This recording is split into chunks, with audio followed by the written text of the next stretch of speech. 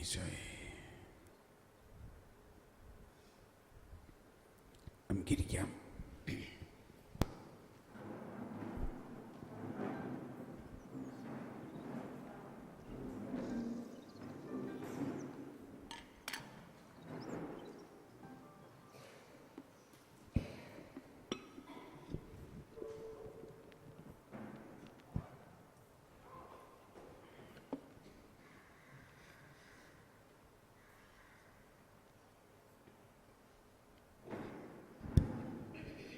Praise the Lord.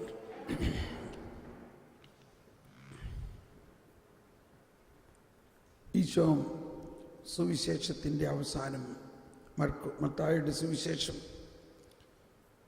28-ാം അധ്യായത്തിൽ 18-ാമത്തെ വചനത്തിൽ പറഞ്ഞത് ഇതാണ്: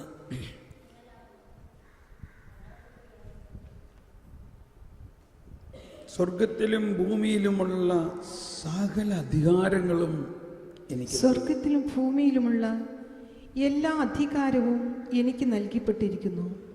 ആകയാൽ നിങ്ങൾ പോയി എല്ലാ ജനതകളെയും ശിക്ഷപ്പെടുത്തുവിൻ. Praise the Lord. വരട്ടെ, അത്ര നീക്കട്ടെ. ഇതൊന്ന് ഏറ്റു പറഞ്ഞ എല്ലാവരും. സ്വർഗത്തിലും ഭൂമിയിലുമുള്ള എല്ലാ അധികാരവും എനിക്ക് നൽകപ്പെട്ടിരിക്കുന്നു.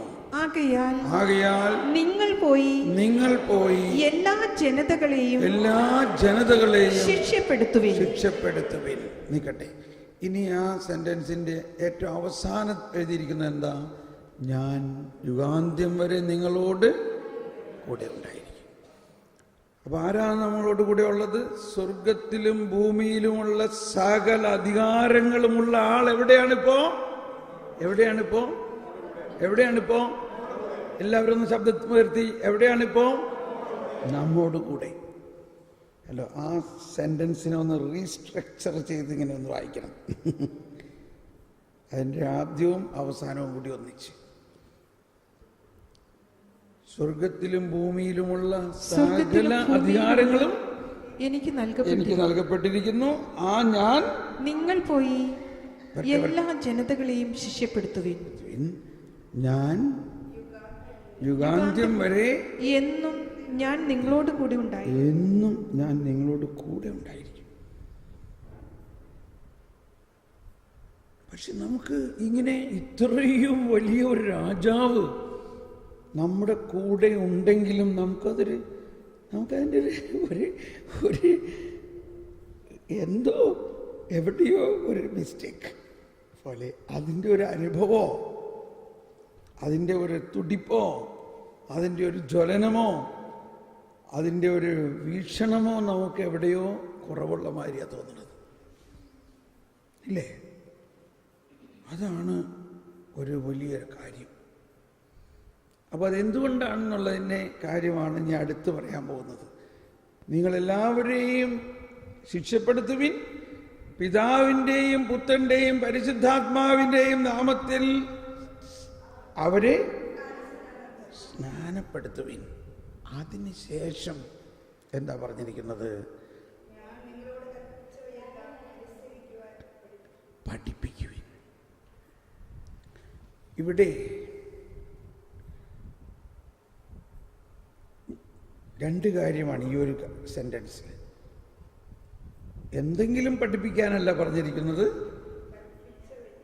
ഞാൻ നിങ്ങളോട് കൽപ്പിച്ചിട്ടുള്ളവ, ഞാൻ നിങ്ങളെ പഠിപ്പിച്ചിട്ടുള്ളവ അവരെ പഠിപ്പിക്കുവിൻ. Baptise them and teach them. നമുക്ക് ബാപ്റ്റിസം എല്ലാം കിട്ടിയിട്ടുണ്ട്, ഇല്ലേ? പക്ഷേ ഈ ബാപ്റ്റിസത്തിലൂടെ നമ്മൾക്ക് കിട്ടിയിരിക്കുന്നത് എന്താണെന്ന് നമ്മൾ ഇനിയും മുഴുവനും പഠിച്ചിട്ടില്ല. അതാണ് എനിക്ക് തോന്നുന്ന ഒരു വലിയ ആശയം. പഠനം എന്നുള്ളതിനെ കുറിച്ച് നമ്മൾ മനസ്സിലാക്കി. ഈശോ ലോകരക്ഷകനായിട്ടാണ് ഈശോ വന്നതെങ്കിലും വന്ന വഴി തന്നെ ഈശോ പോയിട്ട് കുരിശുമ കയറി ലോകരക്ഷയ്ക്ക് വേണ്ടിയുള്ള ബലി അർപ്പിക്കുകയാണോ ചെയ്തത്? അല്ല. 3 വർഷം അവൻ അവരുടെ സിനഗോഗുകളിൽ പഠിപ്പിച്ചും. കണ്ടോ? ആദ്യം എന്താ ചെയ്ത്? 3 കാര്യമാണ് അവിടെ. 3 കാര്യം. അവൻ അവരുടെ സിനഗോഗുകളിൽ പഠിപ്പിച്ചു. പിന്നെന്താ? രാജ്യത്തിന്റെ സുവിശേഷം പ്രഘോഷിച്ചു. ഇതെല്ലാം ഓരോ വാക്കിലും വളരെ വലിയ അർത്ഥമുണ്ട്. മൂന്നാമത്, അവൻ അവരുടെ സകല രോഗങ്ങളും സുഖപ്പെടുത്തി. He was teaching and preaching and healing. 3 കാര്യം. എന്തെല്ലാമാണ് 3 കാര്യം? ഒന്ന് ഈ തന്തവരിലെടുത്ത്, He was teaching, അവൻ അവരെ പഠിപ്പിച്ചു. പിന്നെ preaching, അത് വളരെ വലിയ വ്യത്യാസമുണ്ട്.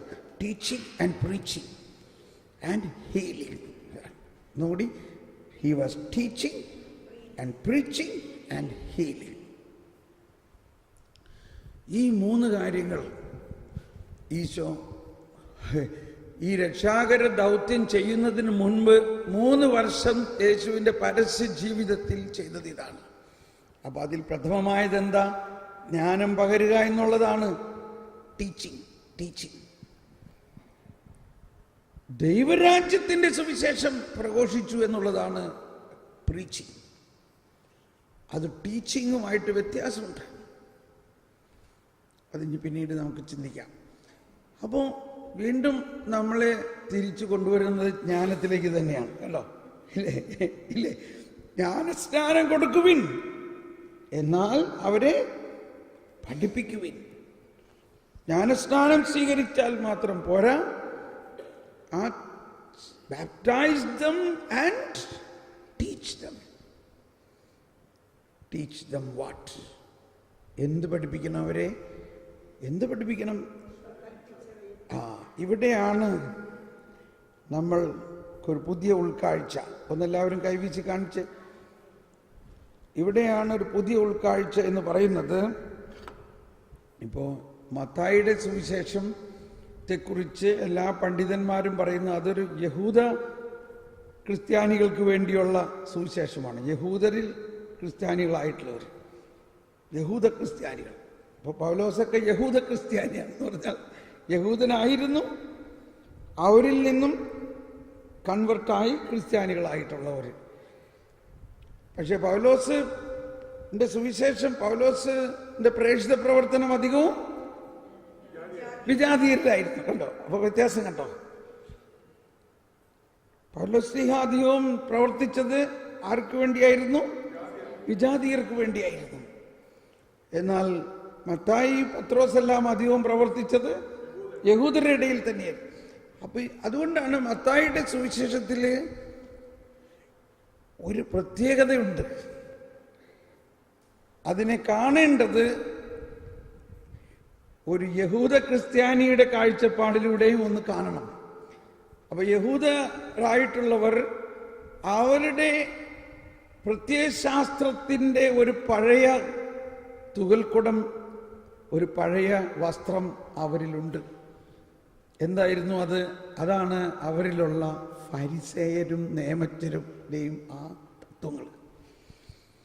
അപ്പൊ അവരിലുള്ള ഫരിസേയരും നിയമജ്ഞരുടെയും തത്വങ്ങൾ അനുസരിച്ച് നിയമം കൃത്യമായിട്ട് പാലിച്ചാൽ നമ്മൾ നീതീകരിക്കപ്പെടും. ചട്ടപ്പടി ജീവിക്കുക. 3 അടി ചട്ടം മഠത്തിലൊക്കെ പറയാറുണ്ട്, അല്ലേ? എന്ന് പറഞ്ഞാൽ ഒരാളെ കാണുമ്പോൾ 3 അടി അകലത്തിൽ നിന്നേ സംസാരിക്കാൻ പാടുള്ളൂ എന്ന്. അതാണ് 3 അടി ചട്ടം എന്ന് പറയുന്നത്. അതുണ്ടോ? ഇപ്പോൾ ഇല്ലായിരിക്കും. ഇതൊക്കെ പണ്ട് കന്യാസ്ത്രീ സഭകളിലും അച്ഛന്മാരുടെ സഭകളിലും ഒക്കെ ഭയങ്കര ചട്ടങ്ങളായിരുന്നു സഭയെ നയിച്ചിരുന്നത്. അതുകൊണ്ടാണ് യോഹന്നാൻ ക്രൂസും അമ്മ ത്രേസ്യയൊക്കെ വന്നു കഴിഞ്ഞിട്ട് അതിന് വളരെ വലിയ ഒരു നവീകരണം വേണമെന്ന് പറഞ്ഞിരുന്നത്. ആ നവീകരണത്തിന് മുമ്പ് തന്നെ ചട്ടപ്പടി യോഹന്നാൻ ക്രൂസിനെ ഇതെന്നാണ് പറയുന്നത്, ആ ജയിലിലിടുന്നതിന് എന്താ പറയണേ? അതായത് അന്നൊക്കെ കൊവേന്തകളിൽ ജയിൽ വരെ ഉണ്ടായിരുന്നു. അതുപോലെ ശിക്ഷിക്കുന്ന വ്യവസ്ഥിതി ഉണ്ടായിരുന്നു. അടിച്ചടിച്ച് ശിക്ഷിക്കുന്ന വ്യവസ്ഥിതി ഉണ്ടായിരുന്നു. ഞാനൊക്കെ കുഞ്ഞായിരുന്നപ്പോൾ കുമ്പസാരക്കൂട്ടിലും എനിക്ക് അടിയൊക്കെ കൊണ്ടിട്ടുള്ളതാണ്. ഇപ്പൊ പരിശുദ്ധ പിതാവ് പറയണത് കുമ്പസാരക്കൂട് ഒരു പീഡനമുറി ആകരുതെന്നാണ്. അപ്പോ ഇതെല്ലാം ആ ജൂയിഷ് പാരമ്പര്യത്തിന്റെ ഒരു ഭാഗമാണ്, അഥവാ ഫരിസേയ മനോഭാവത്തിന്റെ ഒരു ഭാഗമാണ്.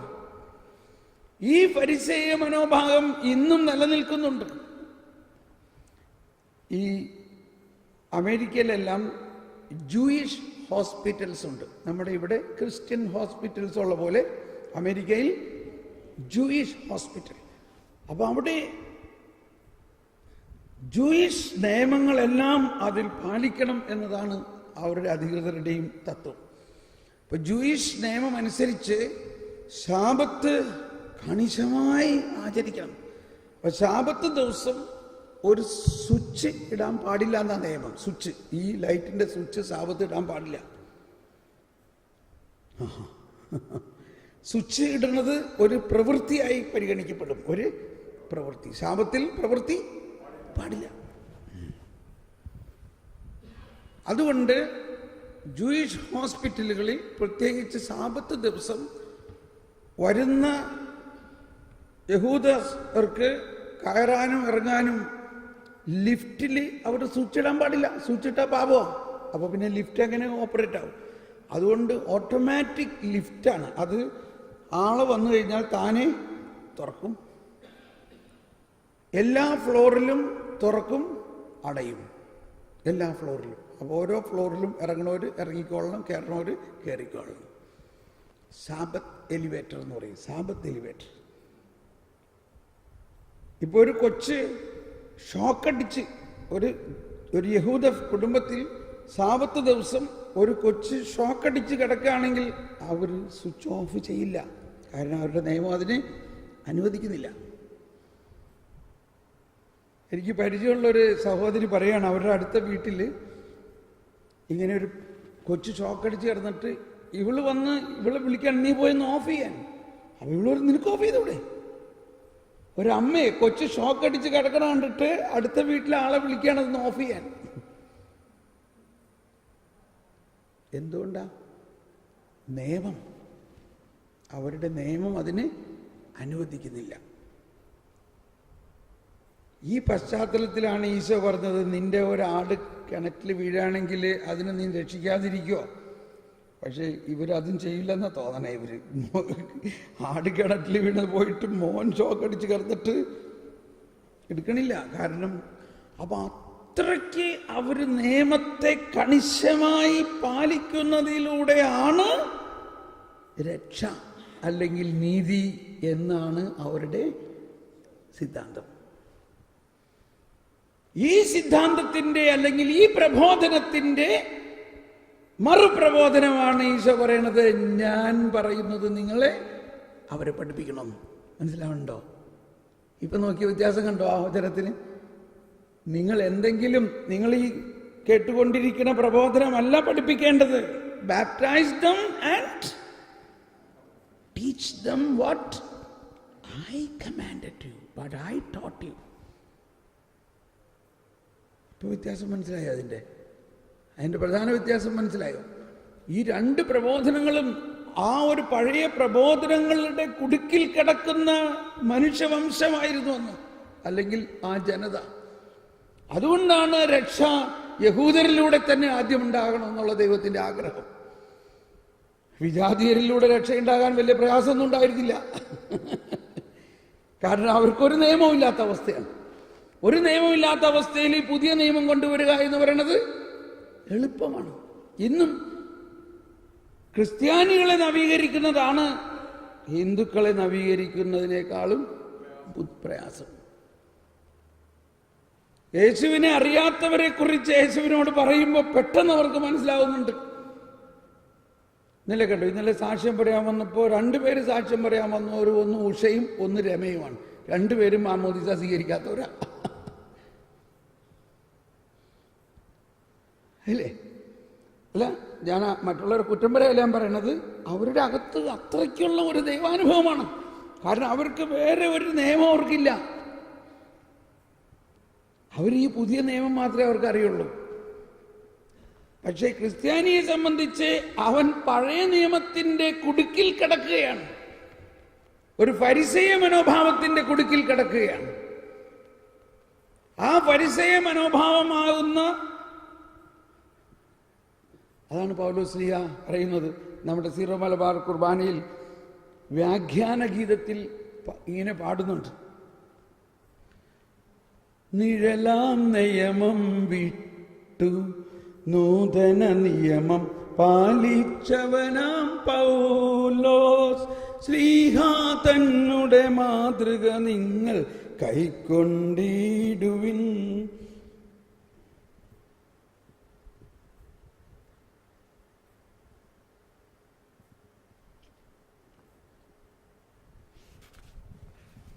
സർവാധിപനാം കർത്താവെല്ലാം കഴിഞ്ഞിട്ട് വ്യാഖ്യാന ഗീതം എന്ന് പറയും. സകലേശ്വരനാം ദൈവം എന്ന് തുടങ്ങുന്ന ഭാഗത്തില് ഇങ്ങനെ പാട്ടുകാരില്ലാണ്ടാവുമ്പോഴാണ് നമ്മൾ പാട്ട് പഠിക്കണല്ലേ.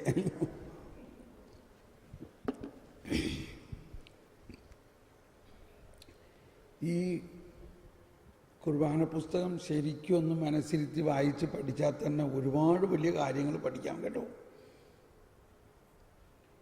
നിഴലാം നിയമം വിട്ടു നൂതന നിയമം വേമ്പ എൻ്റെ ദൈവം.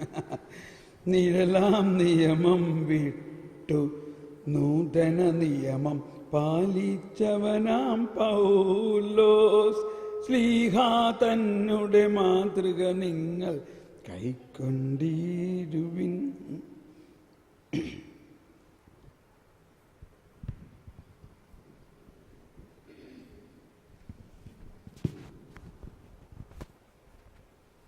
നിഴലാം നിയമം വിട്ടു നൂതന നിയമം പാലിച്ചവനാം പൗലോസ് ശ്ലീഹാ തന്നുടെ മാതൃക നിങ്ങൾ കൈക്കൊണ്ടിടുവിൻ.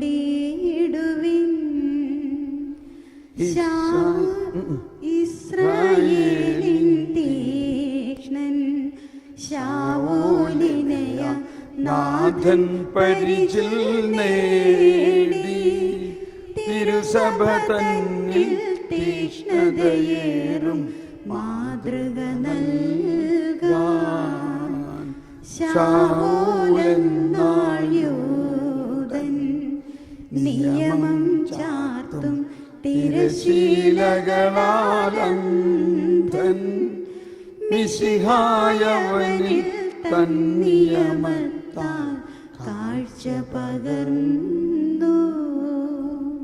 ഇതൊക്കെ നമ്മുടെ കുർബാനയിലുണ്ടോ? നമ്മുടെ കുർബാനയിൽ തന്നെ ഉള്ളതൊക്കെ. ഓക്കെ, ഇതിനെക്കുറിച്ച് നമ്മൾ ഇനി പഠിക്കും. അപ്പോൾ ഇതിൻ്റെയൊക്കെ അർത്ഥം മനസ്സിലാക്കാം. പക്ഷേ ഒന്ന് മനസ്സിലാക്കേണ്ടത്, ശൗൽ എന്ന യൂദൻ, എന്നാൽ ആ യൂദൻ ആ യഹൂദ നിയമങ്ങളെല്ലാം വിട്ടു. അതാണ് യേശു അവന് വെളിപ്പെടുത്തി കൊടുത്തത്. ആ യഹൂദ നിയമങ്ങളെല്ലാം വിട്ടു. അതൊരു നിഴലായിരുന്നു എന്നാണ് പൗലോസ് പറയുന്നത്. വരാനിരിക്കുന്നതിൻ്റെ നിഴൽ മാത്രമായിരുന്നു. ഇപ്പോൾ ഒരാൾ പെണ്ണ് കാണാൻ വരാൻ പോവുകയാണ് കേട്ടോ. ഒരു കല്യാണാലോചന വന്നു. ആദ്യം മൂന്നാക്കാരൻ വരാൻ പോണ ചെറുക്കൻ്റെ പടം കൊണ്ടുവന്ന് കാണിച്ചു. കുഴപ്പമില്ല, ആള് വന്നോട്ടെ അല്ലേ. പെണ്ണ് കാണാൻ ആള് വന്നിരിക്കുന്നു.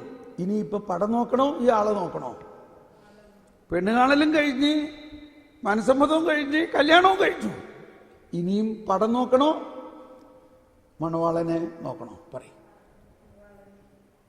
നിഴലാം നിയമം വിട്ടു നൂതന നിയമം പാലിച്ചവനാം പൗലോസ് ശ്ലീഹാ തന്നുടെ മാതൃക നിങ്ങൾ കൈക്കൊണ്ടിടുവിൻ. ആകെ കൺഫ്യൂഷനായിപ്പോ. അപ്പൊ നമ്മൾ ഈ നിയമം ഒന്ന് പാലിക്കണ്ടേ? നിയമം പാലിക്കണ്ടെന്നല്ല പറയുന്നത്. ആ നിയമം എല്ലാം പൂർത്തിയാക്കുന്ന പുതിയൊരു നിയമം വന്നിരിക്കുന്നു. ആ നിയമം പൂർത്തിയാക്കുന്ന പുതിയൊരു നിയമം വന്നിരിക്കുന്നു. ആ പുതിയ നിയമത്തെ നമ്മൾ സ്വീകരിക്കണം. അപ്പൊ എന്താണ് ആ പുതിയ നിയമവും പഴയ നിയമവും തമ്മിലുള്ള വ്യത്യാസം? അതാണ് ജ്ഞാനത്തിലൂടെ അച്ഛൻ പ്രസംഗത്തിലെല്ലാം പറഞ്ഞു. അതാണ് ജ്ഞാനത്തിലൂടെ കിട്ടുന്നത്. അതാണ് സ്നേഹത്തിൻ്റെ നിയമം. ഒരു കർക്കശക്കാരനായ ദൈവമാണ് ഈ പഴയ നിയമത്തിൽ മുഴുവനും കാണുന്നത്. അത് ആരുടെയും കുറ്റമല്ല. യേശുവാകുന്ന ദിവ്യ ദൈവ മനുഷ്യരിലൂടെ മാത്രമേ ആ കരുണാർദ്രമായ വാത്സല്യത്തെ കൊണ്ടുവരാൻ സാധിക്കുകയുള്ളൂ. അത് പ്രവാചകന്മാരിലൂടെയോ മറ്റൊരു മനുഷ്യനിലൂടെയോ കൊണ്ടുവരാൻ പറ്റില്ല. ഇത് മനുഷ്യനിലൂടെ അല്ലാതെ, സ്ത്രീ മനുഷ്യ ബീജത്തിലൂടെ അല്ലാതെ ആയിക്കൊണ്ട് ദൈവം മനുഷ്യനായി അവതരിച്ചുകൊണ്ട് ആ ദൈവത്തിന് മാത്രമേ ഈ ദിവ്യ സ്നേഹത്തെ നമുക്ക് കൊണ്ടുവരാൻ പറ്റുള്ളൂ. അതുകൊണ്ടാണ് പല സ്ഥലത്തും ഈശോ പറയുന്നത്, ഞാൻ നിങ്ങളോട് പറഞ്ഞത് അനുസരിക്കുവിൻ എന്ന് പറയുമ്പോഴെല്ലാം മനസ്സിലാക്കേണ്ടത്, ഇപ്പോൾ ഈശോ തന്നെ മലയിലെ പ്രസംഗത്തിൽ പല പ്രാവശ്യം എടുത്തു പറഞ്ഞിരിക്കുകയാണ്, നിങ്ങൾ കേട്ടിട്ടുണ്ടല്ലോ, എന്നാൽ ഞാൻ നിങ്ങളോട് പറയുന്നു. അല്ലേ? നിങ്ങൾ കേട്ടിട്ടുണ്ടല്ലോ, പല്ലിന് പകരം പല്ല്, കണ്ണിന് പകരം കണ്ണ്, എന്നാൽ ഞാൻ. അപ്പോൾ ഇങ്ങനെ പല സ്ഥലത്തും പറയുന്നത് ഞാൻ നിങ്ങളോട് പറയുന്നു എന്ന് പറയുന്നത് കേൾക്കുമ്പോൾ ഉടനെ മനസ്സിലാക്കണം, ഇത് ഒരു റിട്രോസ്പെക്ട്, അത് മറ്റുള്ള ആ പ്രബോധനത്തിന് എതിരായ ഒരു പ്രബോധനമാണ് ഈശോ അവിടെ നൽകുന്നത്. അതുകൊണ്ടാണ് അവൻ അവരുടെ സിനഗോഗുകളിൽ പഠിപ്പിച്ചു. എന്താ സിനഗോഗ് എന്ന് പറഞ്ഞാൽ? സിനഗോഗ് എന്ന് പറഞ്ഞാൽ ധ്യാനകേന്ദ്രമാണോ? യഹൂദരുടെ മതപ്രബോധന കേന്ദ്രമാണ് ആ സിനഗോഗും. ആ സിനഗോഗിൽ ഒരു പ്രത്യേക ഭാഗത്ത് അവർ നിയമം പഠിപ്പിക്കുന്ന സ്ഥലമാണ്. അവിടെയാണ് യേശു വന്ന് നിന്നിട്ട് ഈ പഠിക്കണതൊന്നും അല്ല നിയമം, ഇതാ ഞാൻ മറ്റൊരു നിയമം കൊണ്ടുവന്നിരിക്കുന്നു എന്ന് പറയുന്നത്. ഒന്ന് ആലോചിച്ച് നോക്കി അവിടുത്തെ ടെൻഷൻ, ആ ടെൻഷൻ ഒന്ന് ആലോചിച്ച് നോക്കി അവിടുത്തെ. അപ്പോ അങ്ങേ വശത്ത് ഇതിവര് ഈശോ ഇവിടെ പറയുന്ന സമയത്ത് കുറെ നിയമജ്ഞരും ഫരിസേയരും ഇത് കേട്ടിട്ട് അവർക്ക് ചൊറിഞ്ഞു കയറുകയാണ്. മനസ്സിലായോ? അവരിത്രയും നാളും പഠിച്ചിരിക്കുന്നതിനെ വിപരീതമായിട്ടൊരു പ്രബോധനം ഈ പുതിയ പ്രവാചകൻ വന്ന് പഠിപ്പിക്കുന്നു. ഇവൻ ആര്? ഇവനാ ഔസേപ്പ്, മരപ്പണിക്കാരന്റെ മകൻ. ഇതൊക്കെ പഠിപ്പിക്കാനായിട്ട് എന്താ അധികാരം? ടെൻഷൻ മനസ്സിലായോ?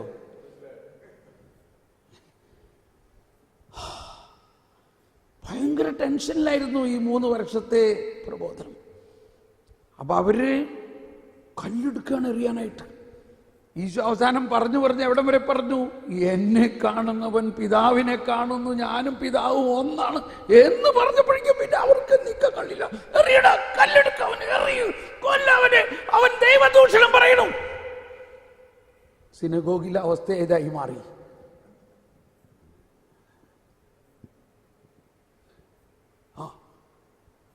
ഇത്രയും ടെൻഷനായി. ഇപ്പൊ ഒരു വിധം മനസ്സിലായില്ലേ? അതുകൊണ്ടാണ് ഈശോ അവൻ അവരുടെ സിനഗോഗുകളിൽ പഠിപ്പിച്ചു എന്ന് പറഞ്ഞിരിക്കുന്നു. അവൻ വേറെ സ്ഥലങ്ങളിലൊക്കെ പഠിപ്പിച്ചിട്ടുണ്ട്. പക്ഷേ മലയുടെ മുകളിൽ ആർക്ക് വേണമെങ്കിലും ഇരുന്ന് പഠിപ്പിക്കാം, കടപ്പുറത്ത് ആർക്ക് വേണമെങ്കിലും ഇരുന്ന് പഠിപ്പിക്കാം. പക്ഷേ സിനഗോഗിലെ റബ്ബായിമാരും നിയമജ്ഞരും ഫരിസേയരും പഠിപ്പിച്ചിരുന്ന ആ പഴയ പ്രബോധനത്തിനെ നേരെ എതിരായ ഒരു പ്രബോധനം ഈശോ പഠിപ്പിക്കുകയാണ്. അതാണ് പഠിക്കേണ്ടത്, അതാണ് പുതിയ നിയമം. പക്ഷെ അത് പഠിപ്പിച്ചുവെങ്കിലും അത് മുഴുവനും ആർക്കും മനസ്സിലാകാത്ത മാതിരിയാണ് പഠിപ്പിച്ചിരിക്കുന്നത്. അതാണ് അതിന്റെ വേറെ രസം. ഇത് പഠിപ്പിക്കുന്ന സമയത്ത് തന്നെ ഭർത്താവ് പഠിപ്പിക്കും, ഇതിപ്പോ ആർക്കും, ഒന്നാമത് ഇത് മറ്റവർക്ക് മുഴുവനും മനസ്സിലായാൽ ഇപ്പൊ ഭയങ്കര കല്ലെറി നടക്കും. അതുകൊണ്ട് ഇപ്പൊ അവർക്ക് മനസ്സിലാവരുത്. പക്ഷേ പിന്നീട് മനസ്സിലാക്കണം. മർക്കോസിന്റെ സുവിശേഷത്തിൽ നമ്മളിപ്പം ഞാൻ ഇന്നലെ ഒന്ന് സൂചിപ്പിച്ചു, വിത്തിന്റെ ഉപമ. ഇപ്പൊ നമുക്കൊക്കെ മനസ്സിലാവുന്നുണ്ട് വിത്തിന്റെ ഉപമ, എന്നാലും മുഴുവനും മനസ്സിലാവണമെന്ന് അറിഞ്ഞൂടാ. ഒരുവൻ വയലിൽ വിത്ത് വിതയ്ക്കുന്നു. അപ്പോൾ ഇതെല്ലാം കൃഷിക്കാർ, സാധാരണ ആളുകൾക്ക് പെട്ടെന്ന് അറിയാൻ സാധിക്കുന്ന തരത്തിലുള്ള ഉപമകളാണ്. കുറേ വിത്ത് വഴിയരിയിൽ വീണു, അത് പറവകൾ വന്ന് കൊത്തിക്കൊണ്ടുപോയി. കുറേ വിത്തുകൾ പാറമേൽ വീണു, അത് മണ്ണില്ലാത്തത് കൊണ്ട് അത് വേര് പിടിക്കുന്നില്ല. കുറേ വിത്തുകൾ മുള്ളുകൾക്കിടയിൽ വീണു, കുറേ വിത്തുകൾ നല്ല നിലത്ത് വീണു. എന്നിട്ട് അതിനെക്കുറിച്ച് ഇതൊക്കെ പറഞ്ഞു കഴിഞ്ഞിട്ട് ആളുകൾ ഇതൊക്കെ കേൾക്കുന്നുണ്ട്. പക്ഷേ കേൾക്കുമ്പോൾ അതാണ് നമ്മളൊരു കുർബാനയിൽ നോക്കിയാൽ, ഇടവക പള്ളിയിലെ കുർബാനയിൽ വളരെ വലിയ വലിയ ശാസ്ത്രജ്ഞന്മാരുണ്ടാകും, കൊച്ചുകുട്ടികളുണ്ടാവും, ദരിദ്രരുണ്ടാവും, ഒരക്ഷരാഭ്യാസം ഇല്ലാത്തവരുണ്ടാവും. അപ്പോൾ വൈദികൻ യേശുവായി നിന്നിട്ട് പറയുന്ന വചനങ്ങൾ എല്ലാവരും കാതോർത്തിങ്ങനെ കേൾക്കുകയാണ്. പക്ഷേ ഈ വചനത്തിൻ്റെ ഒരു പ്രത്യേകത, ഈ വചനം ക്രിസ്തു തന്നെയാണ്. ഇത് ഓരോരുത്തരിലും അവരവരുടെ വളർച്ചയ്ക്കനുസരിച്ച് ഇത് കയറും. ആ കൊച്ചു കേട്ടപ്പോൾ അവനും ഭയങ്കര സന്തോഷമായി. കൃഷിക്കാരൻ കേട്ടപ്പോൾ എടാ ഇത് നമ്മുടെ കാര്യമുണ്ടോ പറയണേ. ശാസ്ത്രജ്ഞൻ കേട്ടപ്പോൾ അവൻ അവൻ്റേതായ രീതിയിൽ മനസ്സിലാകണം. കന്യാസ്ത്രീമാർ കേൾക്കുമ്പോൾ അവരുടേതായ രീതി, അച്ഛന്മാർ കേൾക്കും. ഇങ്ങനെ ഒരു പ്രതിഭാസം ഈ പ്രഘോഷണത്തിൻ്റെ ഉള്ളിലുണ്ട്. ഈ പ്രഘോഷണം നടത്തുമ്പോൾ പരിശുദ്ധാത്മാവാണ് അതിൻ്റെ ചാലകശക്തി. ആ ചാലകശക്തി എന്ന പരിശുദ്ധാത്മാവ് തന്നെയാണ് ഓരോരുത്തരുടെ ഹൃദയത്തിലും അവരവർക്ക് ആവശ്യമുള്ള മാതിരി അതിനെ മനസ്സിലാക്കിപ്പിക്കുന്നത്. പക്ഷേ അതിൻ്റെ ഉള്ളിൽ വേറെ ഒരു സ്ട്രാറ്റജി ഉണ്ട്, വേറെ ഒരു ഹിഡൻ അജണ്ട. ഇത് പറയുമ്പോഴെല്ലാം അതിപ്പോൾ അവർക്ക് മനസ്സിലാകരുത് എന്നുദ്ദേശിച്ചുകൊണ്ട് തന്നെയാണ് ഈശോ പറയുന്നത്.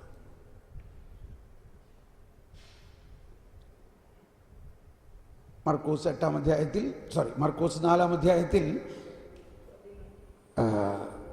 10 മുതലുള്ള വചനം ഒന്ന് വായിക്കാം. അവൻ തനിച്ചായപ്പോൾ 12 പേരും കൂടിയുണ്ടായിരുന്ന മറ്റുള്ളവരും. അപ്പൊ എന്താ ഈ 12 പേരെന്ന് പറഞ്ഞാൽ ആരാ? ശിഷ്യന്മാരെന്ന് പറയരുത്, അവര് അപ്പസ്തോലന്മാരാണ്. ശിഷ്യന്മാർ ഇഷ്ടം പോലെ ഉണ്ടാകാം, പക്ഷെ അപ്പസ്തോലന്മാര് 12 പേരേ ഉള്ളൂ. മനസ്സിലാവണ്ടോ? അപ്പസ്തോലന്മാർ 12 പേരേ ഉള്ളൂ. പക്ഷെ ചിലയിടത്ത് അവരെ ശിഷ്യന്മാരെന്നും പറയുന്നുണ്ട്. പക്ഷെ പിന്നീട് നമ്മൾ മനസ്സിലാക്കേണ്ടത് ഈ 12 പേരാണ് അപ്പസ്തോലന്മാർ. അവരാണ് ഇസ്രായേലിലെ 12 ഗോത്രങ്ങളെ പ്രതിനിധീകരിച്ചുകൊണ്ട് ഇനി യുഗാന്ത്യം വരെ ഈ സഭ പടുത്തുയർത്തുന്നതിനുള്ള ആ വിശ്വാസത്തിൻ്റെ നെടും തൂണുകളാണ് അവർ. അങ്ങനെ ഒരു അപ്പസ്തോലിക പാരമ്പര്യമാണ് നമുക്കുള്ളത്, ഒരു അപ്പസ്തോലിക വിശ്വാസമാണ് നമുക്കുള്ളത്. അപ്പസ്തോലിക വിശ്വാസം എന്ന് പറഞ്ഞാൽ ഈ 12 അപ്പസ്തോലന്മാരും ഈ ക്രിസ്തുവിനുള്ള വിശ്വാസത്തെ പ്രതി ജീവിതം മുഴുവനും ബലിയായി മാറി. ഞാൻ പറഞ്ഞില്ലേ, ബർത്തലോമിയോവിനെ തൊലി ഉലിച്ചു, പത്രോസിനെ തലകീഴായി കുരിശിൽ തറച്ചു. ഇങ്ങനെ ഓരോരുത്തരും അതുപോലെ. യോഹന്നാനെ അവര് കൊല്ലാൻ നോക്കിയിട്ട് യോഹന്നാൻ ചത്തില്ല, ചാവണില്ല. മനസ്സിലാവണ്ടോ? അങ്ങനെ അത്തരത്തിലുള്ള രക്തസാക്ഷിത്വത്തിന് ഉപരിയായിട്ടുള്ള വേറൊരു ശക്തിയായിട്ട് മാറി. അങ്ങനെ യോഹന്നാൻ മാത്രം രക്തസാക്ഷിത്വത്തിലൂടെ അല്ല മരിച്ചത്, പക്ഷെ യോഹന്നാൻ അതിനേക്കാൾ ഉപരിയായ പീഡനത്തിന് വകുപ്പ് വന്നിട്ടുണ്ട്, കടന്നുപോയിട്ടുണ്ട്. അങ്ങനെ ഈ വിശ്വാസത്തിന് വേണ്ടി നിലനിന്ന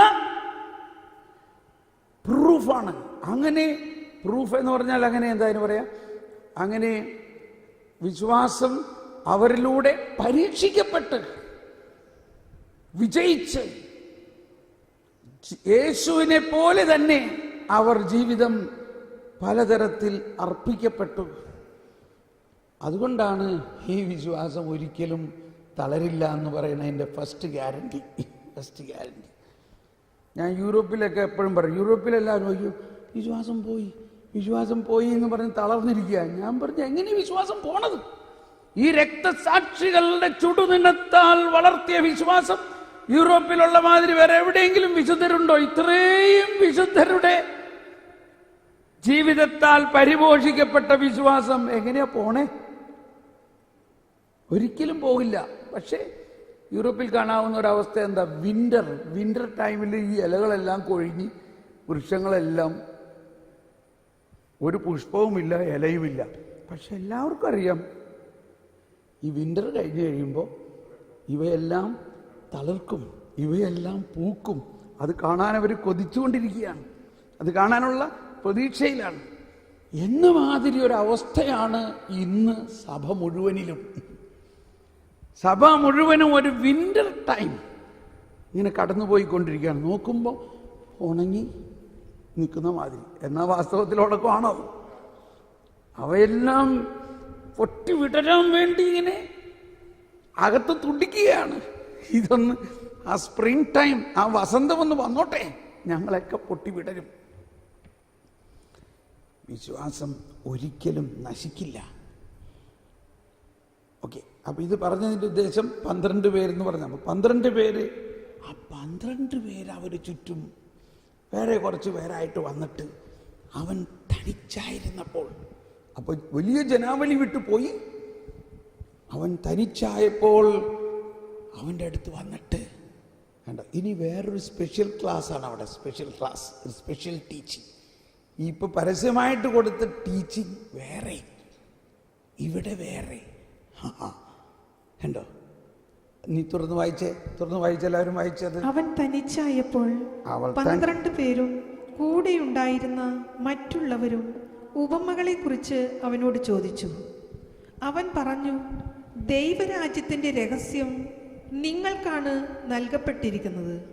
പുറത്തുള്ളവർക്കാകട്ടെ എല്ലാം ഉപമകളിലൂടെ മാത്രം. അവർ കണ്ടിട്ടും കാണാതിരിക്കുന്നതിനും കേട്ടിട്ടും ഗ്രഹിക്കാതിരിക്കുന്നതിനും, അങ്ങനെ അവർ മനസ്സ് തിരിഞ്ഞ് മോചനം പ്രാപിക്കാതിരിക്കുന്നതിനും വേണ്ടിയാണ് അത്. കേട്ടോ, വായിച്ചോ? എന്തോ പ്രിന്റിങ് മിസ്റ്റേക്ക് ഉള്ള മാതിരി തോന്നണ്ടില്ലേ? ഇല്ലേ? അവിടെ എന്തോ പ്രിന്റിങ് മിസ്റ്റേക്ക് ഉള്ള മാതിരി തോന്നുന്നത് നമുക്ക്. ഇതാണ് എനിക്ക് ആദ്യം തോന്നിയത്. ഇതെവിടെയോ പ്രിന്റിങ് മിസ്റ്റേക്ക്. എന്നിട്ട് ഞാൻ ഇപ്പം നമ്മുടെ മലയാളത്തിൽ ഒരുപാട് മിസ്റ്റേക്ക് ഉണ്ടാകാമല്ലോ, എന്നിട്ട് ഇംഗ്ലീഷ് വായിച്ചു, അതും മിസ്റ്റേക്കല്ല. ഒന്നുകൂടി വായിച്ചേ അത്. അവർ കണ്ടിട്ടും കാണാതിരിക്കേണ്ടതിനും കേട്ടിട്ടും ഗ്രഹിക്കാതിരിക്കുന്നതിനും. എല്ലാവരും കരം ഉയർത്തി, ശബ്ദം ഉയർത്തി. കേട്ടിട്ടും ഗ്രഹിക്കാതിരിക്കേണ്ടതിനും, അങ്ങനെ അവർ മനസ്സ് തിരിഞ്ഞ് മോചനം പ്രാപിക്കാതിരിക്കേണ്ടതിനും വേണ്ടിയാണ് ഇങ്ങനെ ഉപമകളിലൂടെ പറഞ്ഞത്. നമ്മൾ സാധാരണ മനസ്സിലാക്കിയത് യേശുക്രിസ്തു വന്നിരിക്കുന്നത് എല്ലാവരെയും രക്ഷിക്കാൻ വേണ്ടിയാണ്. പിന്നെ എന്താ ഈശോ ഇങ്ങനെ പറയണേ? അപ്പോൾ ഇതിനെക്കുറിച്ച് നിങ്ങൾ ചിന്തിച്ച് ചായ കുടിക്കാൻ പോവാം. ചായ കുടിച്ച് വന്നു കഴിഞ്ഞിട്ട് നമുക്കതിനെക്കുറിച്ച് പഠിക്കാം. Price the Lord. മൗനമായിട്ട് ഇതിനെക്കുറിച്ച് തന്നെ ചിന്തിക്കുക. എന്നിട്ട് ചായ കുടിച്ച് കഴിഞ്ഞ് വന്നിട്ട് നിങ്ങൾക്ക് എന്തെങ്കിലും ഉത്തരം കിട്ടുകയാണെങ്കിൽ അത് പറയുക, അല്ലെങ്കിൽ ഞാൻ പറയാം.